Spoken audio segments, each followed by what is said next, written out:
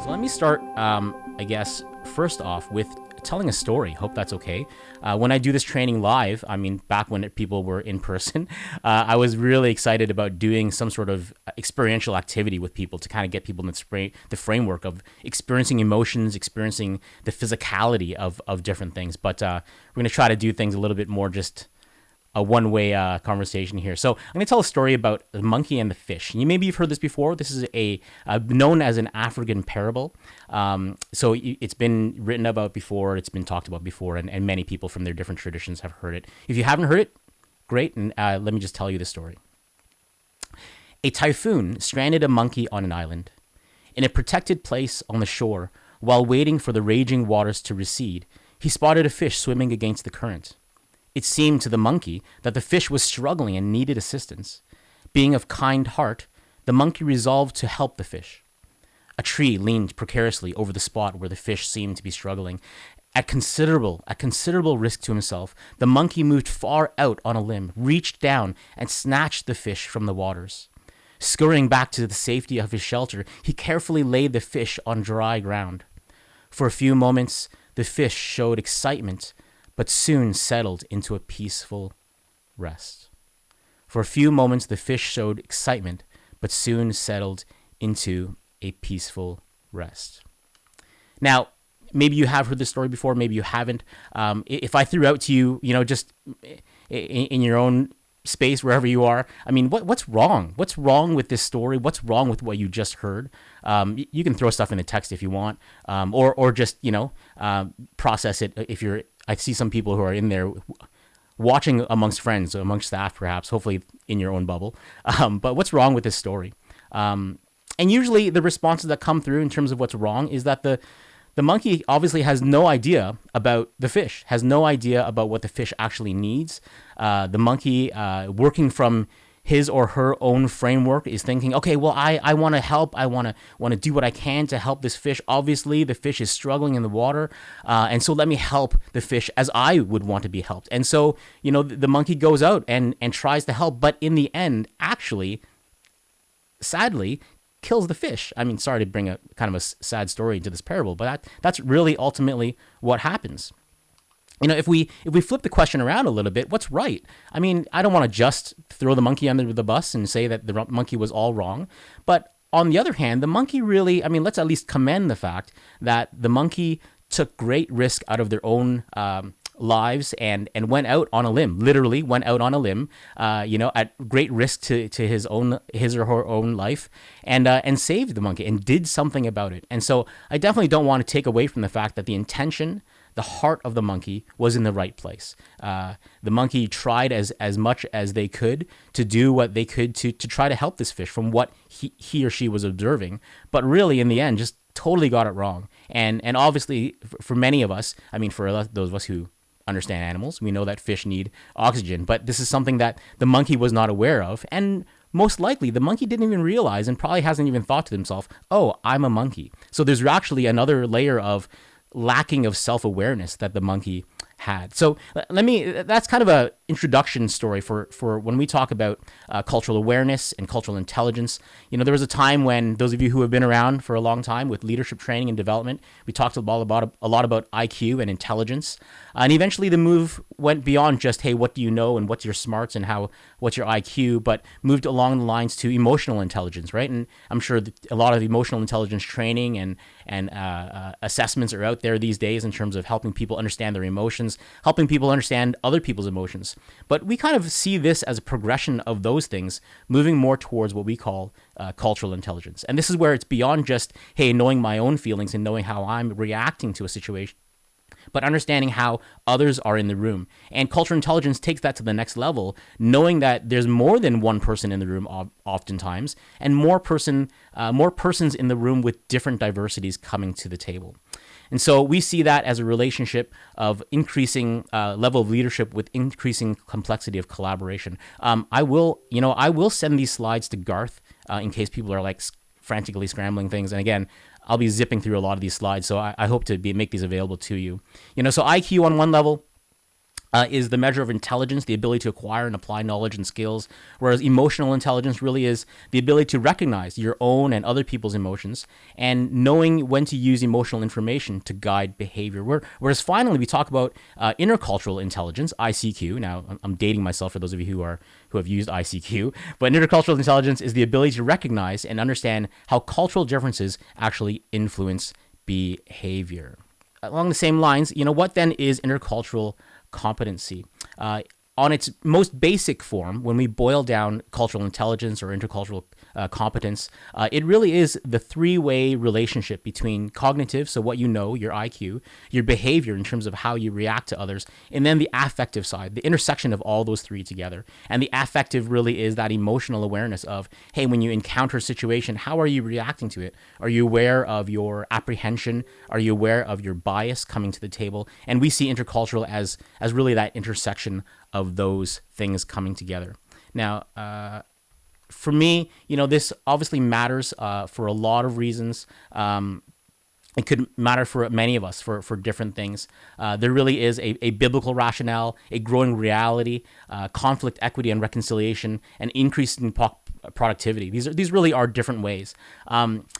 Maybe in the chat or you can text in. What are the biblical passages for you that really come to mind? And there really are several when we think about God's mandate and what He shares with us in His Word about the biblical necessity of understanding intercultural and diverse conversations and cultures. For me, the biblical conversation begins in Genesis and really does end in Revelation. In Genesis, some key passages for me begin with Abraham, and Abraham being given his command to be a blessing to the nations, not just to one nation, not just to his own people, but to the nations all around. And if you look at that chapter in particular, Genesis 12, preceding that really is the story of the Tower of Babel. And Tower of Babel, we could spend probably the entire day talking about, but let me kind of glance over it quickly. When I grew up and I learned about the Tower of Babel, most often we kind of saw it or explained to me, maybe I heard it wrong, but what was explained to me was, well, this is the reason why we have different languages. This is the reason why we have different cultures. And at the end of the day, the lesson that I usually took home was, well, this was God punishing mankind, and therefore cultures and diversity was a punishment for something. And really then, for me, that was troubling, because then I always lived with this idea that cultures and diversity were some sort of curse that we as a humanity were living with. But what if you re-examine that passage, and again, we won't have time to go through it completely today, but if you re-examine that passage, really, diversity that was given by God to humankind wasn't just a punitive exercise, but it was a restorative exercise. God was restoring the diversity that He had intended from the onset. Again, going back to Genesis, you see that the table of nations, just the chapter before Genesis 10, there was already a diversity of nations, of peoples, of ethnicities already existing, and they were getting rid of that to try to be one into the Tower of Babel. We see God's desire to restore diversity over again when we get to the book of Acts, at Pentecost. Again, God is restoring exactly what His intention was, to celebrate the diversity of peoples. And you see that all the way into the book of Revelation in terms of the different tongues and tribes and nations all coming with all of their diverse expression to the throne to worship God. When I think about the growing reality, I definitely think about the fact that Canada is a welcoming country. I'm not going to compare ourselves to any other country at a moment. I'm just going to look at ourselves, and we are a welcoming country, whether it be with refugees, international students, people who have come here historically just to find a better life. We are a welcoming country, and it varies across the country. But more and more, we are seeing a greater number of diverse people groups who have scattered from where they've come from and gathered here in Canada. For those of you who have been to the GTA, my perspective in Toronto, Toronto is now known as 50%, over 50% of Toronto is not from this country, whether first or second generation. And that's significant for us as a city, as a region to come to terms with. Well, what does that mean for us when we make decisions? What does that mean for us when we think about when we think about leadership and who that represents. Other conversations, conflict, equity, and reconciliation. Obviously, if you've been watching the news, especially this year, around racial reconciliation that is much needed in many places in our country and across the world. I mean, this is a growing reality that culture really matters, and intercultural competency is one approach to continue to work around that. And finally, the last area that I'd kind of touch on is increasing productivity. More and more, we're finding that different fields and different professions and businesses or professions are talking about the need for diversity. I remember reading an article from it was a sports article around athletics, actually, and they're talking about scouting teams and with, professional sports, they have scouts who go out, and the need for a diverse, group of scouts to go out, because if you only have baseball people who have only grown up in baseball their entire lives, I mean, if they don't have a diverse perspective, they'll often miss people that can actually offer something that is non-typical than what they've seen. So this slide really is just to kind of illustrate that there are different ways and different reasons why this matters. Each of them, I think, are incredibly important, and we could spend probably the entire time talking about any one of them at any given point. When we do talk about intercultural competency, sometimes you'll hear cultural intelligence, you'll hear cross-cultural competency, you'll hear intercultural sensitivity. The truth is that this field is actually pretty new. It's only been around for a few decades, and so it's a little bit of a moving target in terms of different terms that you'll hear out there. But much of it is very much the same around cognitive, behavioral, and attitudes, and just that affective side of boiling it down to individual change and development. I'm going to touch on today one perspective on it, and we usually talk about it as intercultural competency development. And what we like about this model is that it's developmental in nature, that we can actually see leaders, organizations, teams really move along their intercultural development, their cultural intelligence, however you want to call it. And they can move from one side being a monocultural mindset to a more intercultural mindset. Now, mind you, I've left out multicultural mindset, although that kind of exists on the continuum as well. But our goal in this kind of training is to move people towards a more intercultural mindset where you're actually interacting, not just existing as a society, but interacting with different cultures and moving there. With some of the training that we do, our goal is very stage based. So we do have assessment to try to figure out where people are on the continuum, and in that way we can be very much take the approach of meeting people where they are. I'm sure for many of you who minister and preach, you try to meet people where they are, and that really applies the same thing with our type of training where it's stage based. If a group comes to us and we assess them and they're really at the beginning stages of this whole conversation, it's not a measure of good or bad, but hey, they're at the beginning of the conversation. So really, we want to focus with them around perhaps diversity first. And then as they move along the continuum, perhaps other groups or other leaders that we work with are much further along because of their progress. And that's where we really find, hey, we want to push the continuum further along. We use an assessment which we find pretty crucial called the IDI. This actually comes from the business world where a lot of research has been done globally. We've kind of hoping to redeem it and use our own lenses and eyes around it. In this day and age, there really is there are actually, in my own research, there's actually up towards about 100 different assessments out there, but they really range. They range from somebody doing a doctoral thesis in their basement, which is great, or an undergrad dissertation and of 5 questions, whereas the IDI really is the assessment with the greatest statistical validity and internal testing, and they continue to do internal testing on it. And so while it's not the be all and end all, not 100% foolproof, we find it as a great tool just to get a quick snapshot, a measure of where leaders are, and to figure out what that means. This will probably be the most complex slide I'm going to show you, so hopefully you're not overwhelmed by it. And again, I'm going to remind you, I will send it to you. But this kind of breaks down the continuum in terms of, hey, how do we really assess leaders? How do we really assess individuals to figure out where they are in the continuum and what does it mean for us to train them? Let me talk about just 2 here. I'm not going to talk about every stage because I think that might be just too much for today. I definitely will send these slides out to you. Let me talk about polarization first and minimization. Those are two stages that I think I'll focus on just for today.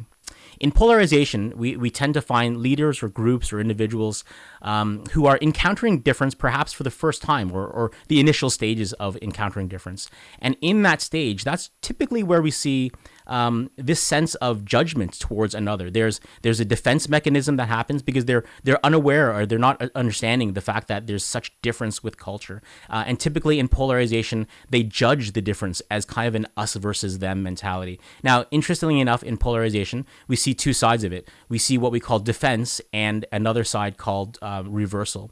And in defense, it really is typically an us versus them. I'll talk about, hopefully nobody here knows my dad, but my dad, I love him. But, in his language, you can hear his language when he'll often say, I know those people. I know what they're like. And I'll often say, Dad, you've never met anyone from that culture before. How can you know those people? And right away, you know that he's judged the differences between himself and his people, and what he's classifying as his people and others. And, while at least he's recognizing culture makes a difference, he's polarized that difference. And he's put up walls, whether figuratively or real in reality, between himself and others in order to protect himself from difference and from people who are other than him. On the other hand, we also see what we call reversal in polarization. What's kind of neat in reversal is that it's not no longer an us versus them mentality, but a them versus us mentality. And typically in reversal, we find this a lot with groups that are overly critical with their own people, and then perhaps lifting up another people group. We see this a lot with second generation immigrant kids who, they might come home and say, Dad, Mom, I don't want to eat rice anymore. Don't use that village language from another country. I'm Canadian. I want to eat sandwiches. I'm going to bleach blonde my hair because I am Canadian. And so that's the reversal that we see oftentimes in polarization. Now, polarization is good because at the very least, people are recognizing that there's differences between people groups and that culture makes a difference. But on obviously the bad end of polarization is that on an extreme case, you can get to, extreme racism that we talk about, or systemic racism, or even, not just unconscious, but conscious bias, where people are discriminating in very, very open ways. Now, there's a big continuum even within that, so I don't want to say that everybody in polarization acts that way. It may be very subtle, it may be unconscious, but that happens in polarization. And for us, training around that is very, very specific around reconciliation and getting people to find commonalities with others. Hopefully we do find a lot of leaders in minimization, and I would say that probably statistically the majority of leaders are in minimization. And this is where leaders or organizations, they tend to de-emphasize difference. We jokingly at our center call minimization the Canadian stage, because it's very Canadian. It's very Canadian to accept people from all cultures, from all nations, from every kind of difference, but not really understand what the differences are and the differences that actually make a difference. So in minimization, typically leaders or organizations will de-emphasize difference and try to move and try to be colorblind, I guess, is another way that we often hear. Now, it's not wrong to be in minimization, but I think what happens with minimization oftentimes is that leaders will not know their own bias. They will not know the actual nuances that actually can bring us together, that we can actually be more enriched by. And so the goal with minimization to train around that is different than somebody in polarization. And so that, I just wanted to clarify. If we had like another hour, I would break down every stage for you, and usually at this point, when I cover the whole continuum, I throw out, examples of different biblical, characters that we can really identify and see here. Typically somebody like Jonah is somebody who classically sits in polarization. I mean, at the end of the day, Jonah values this plant more than he values another people group, right? And so he's really dehumanized the Ninevites on many levels.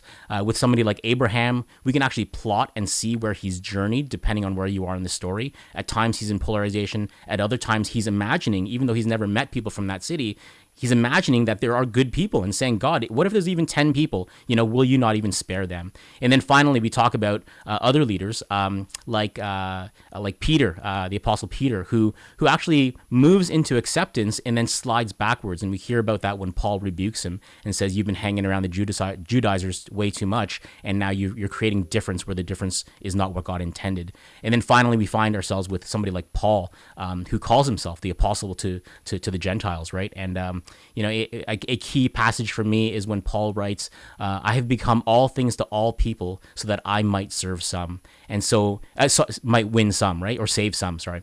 And Paul really, in his ending journey, was very much in that place of realizing that, hey, some things are cultural, some things are really mandated by God, and some things are just necessary for the gospel. And how do we become adaptive in our behavior, in our mindset, to understand and to be able to hold in tension different perspectives? Let me keep going here with the slides. I'm also at the same time, I'll let you know, I'm in a different time zone, and I keep looking at Garth thinking to myself, am I in the right time zone? When I look at the clock, I think I am. So I think I have another 15, 20 minutes. Yeah, I think approximately 15 minutes. Okay, we'll aim for. I'm seeing a nod from Garth, so we're okay. I would be, I don't want to miss how this overlaps into where we are in 2020 today, on two levels. Number one, I would say that encountering difference is very much where many of us are at with the global pandemic, right? I mean, I think many of us, when we realized, oh, I don't go into the office anymore, oh, I don't see people on a Sunday morning anymore, I have to work off Zoom and teach and preach and disciple off Zoom, that there was probably a little bit of defensiveness, and all of us probably, unless you've been doing this forever, probably slid into polarization on some level, because this was different. This was, you'd probably found yourself with a little bit of apprehension. And we've, slowly perhaps settled into minimization, really, okay, this is how we are. Let me move progressively. Let me utilize the tools that we have. Some organizations around difference have realized, oh, this is a really powerful thing. I mean, you don't have to fly a leader out to, New Brunswick to hear them speak. You can actually just Zoom them in over the internet. As long as the bandwidth is good, we can make things happen that we couldn't do before with the technology that we have. The other side of it is, obviously, in the last 6 to 8 months, we've seen, especially in the media, conversations around racial reconciliation and the need for that racial justice. And so, we've seen more and more where a tool like the IDI and the Intercultural Continuum can actually be placed on top of this conversation. People who are in denial usually respond to, hey, what's the problem? I don't see any problem with race and culture. What does this have to do with me? And that's not a bad place to be, but maybe just in their context, a leader or an organization, they're not recognizing how big of a deal race relations are. In polarization, again, we see two sides, defense and reversal. And in defense, we see on some different levels, kind of the wording around, they are a threat to our way of life. And so we need to either change them or we need to protect ourselves from them. In reversal, we see this typical language around, I'm so ashamed of my culture. You'll hear ethnic guilt. You'll hear people talk about being very ashamed of their own history, which, it's good to be aware of your history, but at what point does it become a hindrance when you're just more working from a shame framework than you are working from a growth framework? And then, in minimization is typically where we see a lot of reaction around, well, all lives matter, not just Black Lives Matter, and I don't see color. And that's typically where we see a lot of leaders in minimization and will respond in that way. It's not a wrong place to be, of course, as I said earlier, but it's still lacking in terms of the conversation. Then we move into what we call acceptance, where we really do see leaders and organizations who want to understand how racism impacts people and the work that we do and the ministries that we do. And it's exciting to work with leaders in that area because it's not that it's not exciting with the other areas, but it's exciting in terms of a different level of conversation that can happen. And then finally, in adaptation is where we really see leaders and organizations talk about and are eager and ready to talk about systemic issues and being able to dismantle those kind of things. Now, I show that because I think it's really relevant to today in terms of what's in the greater context and cultural conversation, but also as a reminder that, hey, not just pointing to you as an individual, but when we're working with congregations, working with people groups, working with different organizations and partners, different people are at different stages in terms of their readiness for conversation. It doesn't mean we should never talk about everything, but timing matters, right? I mean, even in our own communities and congregations, I mean, you're not going to put a new believer and put them as a deacon of your church. Well, hopefully you don't. But we know that there's different levels of maturation and development that needs to happen, and spiritual maturity that needs to kind of develop and grow. And as leaders become as seasoned leaders, they're ready for different challenge and different levels of conversation. Let me show you one more slide around the IDI and what it kind of looks like. I think Garth may talk a little bit more about how to access the IDI later on. But typically, for example, if I have a group and I've done an IDI with them, this is a sample IDI of a group. Usually we give them 2 scores, what we call the perceived orientation, and then secondly, the developmental orientation. And the best way I have to describe that is perceived is kind of like, it is what you think you are. Now, I don't know how many musicians there are in the room, but I'm a little bit of a basement closet musician. And, when I play guitar, when I play bass guitar at home, I kind of feel to myself, oh, hey, I'm pretty good. I'm not bad. I can handle this. I can play with most songs on the radio, most CDs or things that I'm streaming and seeing online. I can play with all those songs. And I probably think that I'm pretty decent. But, when I get out into the real world and I've had some opportunities to play with professional musicians, that's when I'm reminded, oh, that's why they're paid and I'm not, right? So there's this reality check that happens that though I may be pretty good, I may not be as good as I think. So the perceived contrast to developmental is what you think you are compared to what you actually are. And, in this case, this sample, a group thought that they were very, very much developed along the continuum in terms of asking good questions and very interested in difference. And yet the reality is that their knee-jerk initial reaction to difference was very much around minimizing the differences that really go deep. And those differences, I don't want to just talk at a super surface level, but those differences really go far and wide, right?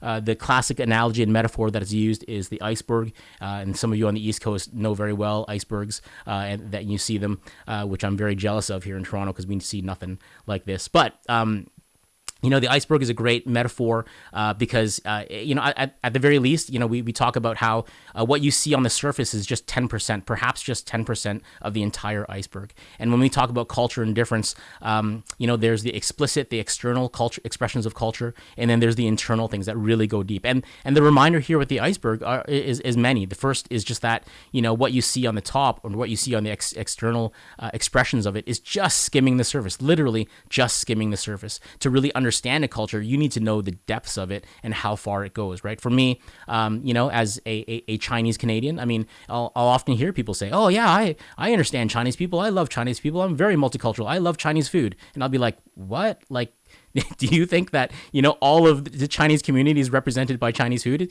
It's one part of it. It's a very important part of it. But to think that it's all represented by just food would be really just completely missing the mark.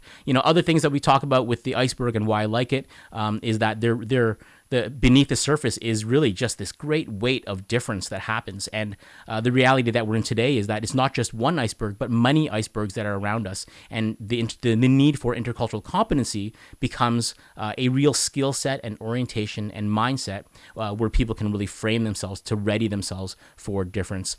The only other thing I'd talk about would be with the iceberg, and that we could go on and on about the iceberg, of course. But that icebergs, for those of you who have seen them in real life, know that they melt. Icebergs melt and are constantly changing. And in the same way, we need to realize that cultures are constantly changing too. And so how do we prepare ourselves for that? That you're not going to be necessarily an expert in another culture completely, but how do you ready yourself for those increasing differences and those greater exposure to the differences that are around you? I'm showing the next slide just as a taste so then you understand where I'm going at with this. There is a lot of research now that has come out in the last 10, 20 years around really what those dimensional differences are, and we can actually plot them. And so this is really to say, hey, it's not that we are different and therefore good or bad, but when we really see each other, there really are deep differences that differ ourselves from one another. I was going to show, but I decided not to. Another book called East Meets West, and I think it's a great book just talking about the differences culturally between East Coast and West Coast, or not East Coast and West Coast, Eastern mindsets and Western mindsets. And, there's some great dimensional differences there. One of them that is not listed in this culture map is just around individuality and collectivism, where it is very much more in the Western mindset to be very individualistic, whereas it's very Eastern to think very collectively. A practical example of that for me when I think about that would be, just thinking about our names. And oftentimes, I'll go to a conference and they'll prepare a name tag for me, and they'll have, in big letters on the name tag, which is great. And, I'm not offended. It may simply say, Timothy, and then with tiny little letters, Tang at best. Sometimes Tang isn't even there. And I'll be honest, when I look at that, I'm like, well, why is my last name so small, right? Because as even a second generation Chinese Canadian, my last name is very important to me. Not that Tangs are the be all and end all, but it's very important to me. And so, how do we bring that balance back? And I've seen a lot of confusion around naming and how that affects even customs officers when they're looking at visas or applying for visas, because in some cultures, first and last name is not just importance, but the way they structure their names. We have some Egyptian colleagues and partners, and they've explained to me that they don't have a first and last name. They have a first and a second name and a third name and a fourth name. And so it's not about first and last name. It's about, well, which name are you asking for? Are you asking for my first, second, third, or in formal situations, a fourth name? And that becomes complicated if you're not sure of what that means. But all that to say is that we have deep differences that really are different from one another. And they're neither good or bad, but how do we deal with those? How do we hold in tension those differences? I want to kind of, just before we end off, I wanted to kind of throw out some quotes, and they may pertain to your denomination. They may or may not pertain to my own denomination. Hopefully I'm not revealing too much. But these are quotes that I've kind of collected over the years, that I've heard from different leaders, from different organizations, that I feel like is kind of telling and very probing in terms of where we're at and how we respond to them, and what that means for us today in Canada as leaders. Here's the first one. I'm not sure why I come to assembly every year. I'm not sure why I come to assembly every year. None of the people at the front leading look or sound anything like me. Will I ever have a voice? Will I ever have a voice? Now, this is not, not quoting anybody, hopefully, from your community, but there may be this voice, and how do we as an organization, as a leadership, respond to that? How do we identify that these are actual voices that are out there? These are definitely not make-believe. These are quotes that we've encountered and continue to work with. Oh, here we go. Next quote. After 5 years in this country, I became a full Canadian citizen in the eyes of the government. And yet after 40 years, I continue to be a new Canadian to the church. After 5 years in this country, I became a full Canadian citizen in the eyes of the government, and yet after 40 years, I continue to be a new Canadian to the church. Right now, that's telling in some ways, right? That in Canada, we're very embracing legislatively, but culturally and in the community, when it really breaks down to personal relationships, have we seen people who have been here for 40, 50 years still as new Canadians, or are we seeing them as full Christian Canadian leaders who have a seat at the table? Let me go to the last quote here. Why do we ethnic churches always feel like we're eating at the children's table when it comes to the Canadian church? Why do we ethnic churches always feel like we're eating at the children's table when it comes to the Canadian church? Now, this is by no means trying to make a slight at children's ministry at all. So, but this is an actual quote, being heard in terms of why do we ethnic churches? And there's so many things we could discuss about this quote, right? What does ethnic even mean? There is oftentimes a myth that if you're of European Canadian descent in Canada, you don't have an ethnicity, and that we hear that oftentimes. It's like, oh, well, those people with ethnicities. It's like, well, you have an ethnicity too. Let's break that down. Let's go into your traditions, your customs, the way you do life, and what does that mean? But then you change that into this quote. Why does it feel like we're always eating at the children's table? And oftentimes we're working with more and more organizations now where they'll say to us at the Tim Center, Tim, help us connect with the diaspora communities in Canada. And I usually don't say it out loud, but I think to myself, well, what have you been doing for the last 20 years? Like why have you done nothing? And it's funny to me, but the responses that I get, but it really is, at least I see it as a great opportunity to, how do I speak into this, to make connections, to advocate for different groups that are out there, and for eventually for us together to think about what does it mean for us to preach the gospel, to reach the lost. And in Canada, more and more, one of the things that we've been raising awareness is on unreached people groups who have found their way to Canada. That unreached people groups globally, this is mission talk, sorry. Globally, when we talk about countries or regions that are tough and difficult for missionaries to enter into, because of the last few years and decades of events, we found those people groups in our neighborhoods. And are we aware of them, A, and B, are we doing anything about it? In Toronto, we have one of the largest Tibetan communities around the world outside of Tibet. And that's significant. And what are we doing about that as the local church? When we talk about, I don't know how much you've read about in China, but the Uyghur community. And there are Uyghurs gathering in Toronto and all over Canada. And what are we doing about that? And as the church, we have a responsibility, because God's brought them here. There used to be all this talk about the 1040 window, those of you who have been around for a number of years, and the need for us to send missionaries to the 1040 window. And I believe we still need to send missionaries to the 1040 window, but I honestly believe that God's taken the 1040 window and just dumped it on our lap, because, people are really coming from everywhere and anywhere, and we need to figure out how do we do that, and how do we minister to them.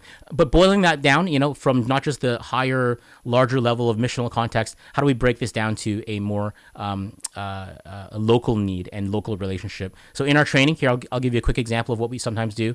For leaders, we'll say to you, maybe you can do this right now, is just make a quick list down the side, of people you trust. So however you want to define trust, who are the people you trust? Maybe just think of 2 or 3 people right now, the closest people to you that you see as people you trust.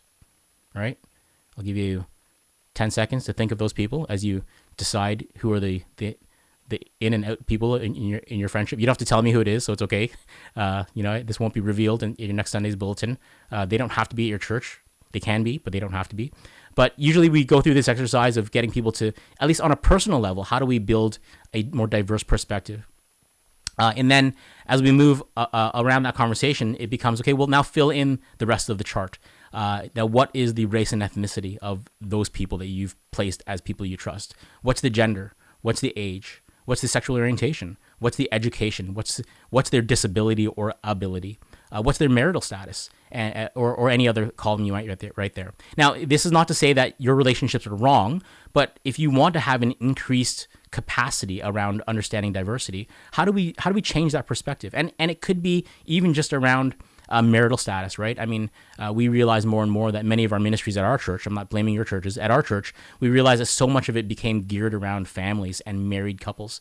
And it was great because we were ministering to a lot of young families that were coming, but we really were missing the mark of a good handful of single adults in our congregation who weren't being ministered to. And so it really boils down to, well, who is in my peer group? Who do I have a relationship with that I'll at least have that diverse opinion? And hopefully that gets down to disability, abilities, different ages. Are you in contact with people of diverse backgrounds to do that? I'm going to end off with a commercial. I hope it's okay. I think you might have seen this before, maybe you haven't, but this is, and hopefully the audio works. I know some people might be having trouble with the shared screen, but